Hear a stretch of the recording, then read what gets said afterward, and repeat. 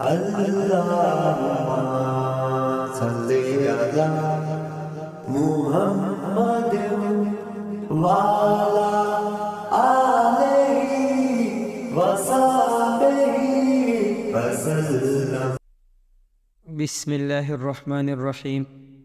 نرم مزاج کے بارے میں نبی کریم صلی اللہ علیہ وسلم نے فرمایا، میں تمہیں اس آدمی کی پہچان بتاتا ہوں جس پر جہنم کی آگ حرام ہے اور وہ آگ پر حرام ہے۔ یہ وہ آدمی ہے جو نرم مزاج، نرم طبیعت ہو اور نرمی سے بات کرنے والا ہو۔ رسول اللہ صلی اللہ علیہ وسلم نے فرمایا، صدقہ کر لو، کیونکہ تم پر ایک ایسا زمانہ بھی آنے والا ہے جب ایک آدمی اپنے مال کا صدقہ لے کر نکلے گا لیکن اسے کوئی قبول کرنے والا نہیں ملے گا۔ رسول اللہ صلی اللہ علیہ وسلم نے فرمایا، کسی غریب کو دینے پر صرف صدقے کا ثواب ملتا ہے، لیکن غریب رشتہ دار کو دینے پر دوہرا اجر ملتا ہے، ایک صدقے کا، دوسرا صلہ رحمی کا۔ رسول اللہ صلی اللہ علیہ وسلم نے فرمایا کہ جس نے سورۃ البقرہ کی 2 آخری آیات رات میں پڑھ لی، وہ اسے ہر آفت بچانے کے لیے کافی ہو جائے گی۔ رسول اللہ صلی اللہ علیہ وسلم نے ارشاد فرمایا، مریض کی عیادت کرنے والا واپس آنے تک جنت کے باغ میں رہتا ہے۔ رسول اللہ صلی اللہ علیہ وسلم نے فرمایا، یاد رکھو، اللہ کی مدد و نصرت صبر کے ساتھ ہی ہے، اور ہر تکلیف و مصیبت کے بعد کشادگی ہے، اور بلا شبہ ہر تنگی و مشکل کے بعد آسانی ہے۔ رسول اللہ صلی اللہ علیہ وسلم نے فرمایا، اگر تم اتنی غلطیاں کرو کہ تمہاری غلطیاں آسمان تک پہنچ جائے، مگر تم اس کے بعد توبہ کر لو، تب بھی اللہ سبحانہ و تعالی تمہاری توبہ کو قبول فرما لے گا۔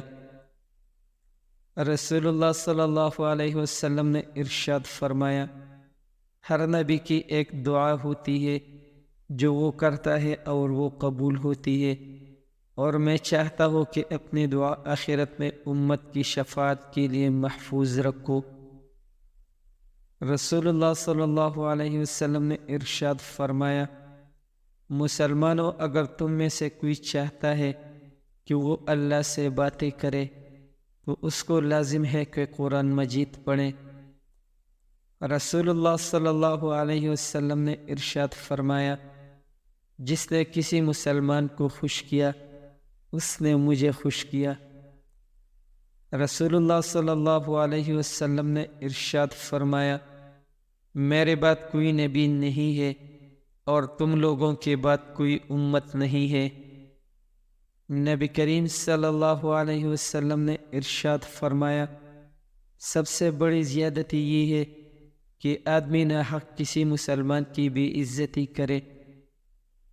رسول اللہ صلی اللہ علیہ وسلم نے ارشاد فرمایا، بہت بڑا جہاد یہ ہے کہ انصاف کی بات ظالم بادشاہ کے روبرو کہہ دی جائے۔